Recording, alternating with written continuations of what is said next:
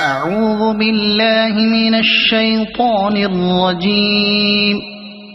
بسم الله الرحمن الرحيم. وإذا طلقتم النساء فبلغن أجلهن فأمسكوهن بمعروف أو سرحوهن بمعروف ولا تمسكوهن ضرارا لتعتدوا ومن يفعل ذلك فقد ظلم نفسه ولا تتخذوا آيات الله هزوا واذكروا نعمة الله عليكم وما أنزل عليكم من الكتاب والحكمة يعظكم به واتقوا الله واعلموا أن الله بكل شيء عليم. وإذا طلقتم النساء فبلغن أجلهن فلا تعضلوهن أن ينكحن أزواجهن إذا تراضوا بينهم بالمعروف ذلك يوعظ به من كان منكم يؤمن بالله واليوم الآخر ذلكم أزكى لكم وأطهر والله يعلم وأنتم لا تعلمون. والوالدات يرضعن أولادهن حولين كاملين لمن أراد أن يتم الرضاعة وعلى المولود له رزقهن وكسوتهن بالمعروف لا تكلف نفس إلا وسعها لا تضار والدة بولدها ولا مولود له بولده وعلى الوارث مثل ذلك فإن أرادا فصالا عن تراض منهما وتشاور فلا جناح عليهما.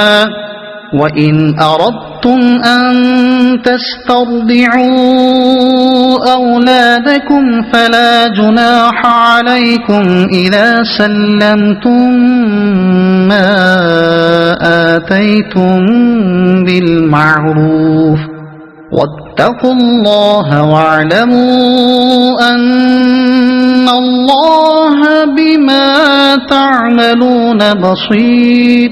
والذين يتوفون منكم ويذرون أزواجا يتربصن بأنفسهن 4 أشهر وعشرا فإذا بلغن أجلهن فلا جناح عليكم فيما فعلن في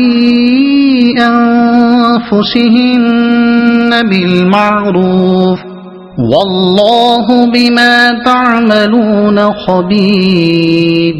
ولا جناح عليكم فيما عرضتم به من خطبة النساء أو أكننتم في أنفسكم علم الله أنكم ستذكرونهن ولكن لا تواعدوهن سرا إلا أن تقولوا قولا معروفا ولا تعزموا عقدة النكاح حتى يبلغ الكتاب أجله واعلموا أن الله يعلم ما في أنفسكم فاحذروه واعلموا أن الله غفور حليم.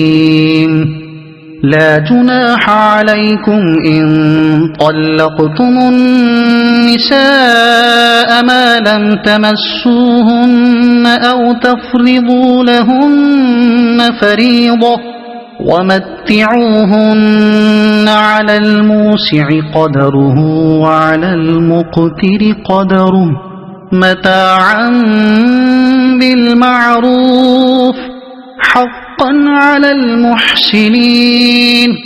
وإن طلقتموهن من قبل أن تمسوهن وقد فرضتم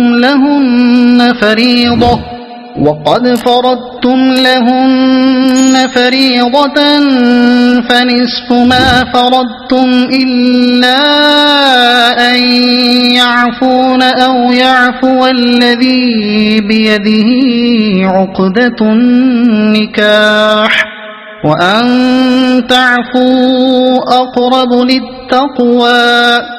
ولا تنسوا الفضل بينكم إن الله بما تعملون بصير.